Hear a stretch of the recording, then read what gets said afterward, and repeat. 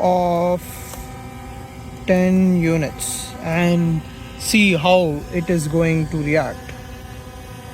Yep, the new response has been updated here. So let's execute it to the controller.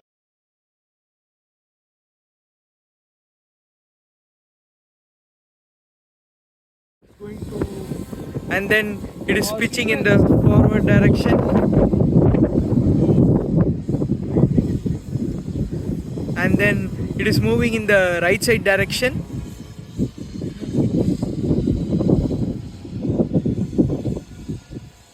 So it is stabilizing in the position which has been mentioned for it. So due to the wind, And then it is not able to, there is some deflections in its altitudes. So it is trying to stabilize itself. And now it is moving in the back direction once the position has been attained. And then finally it is The final thing is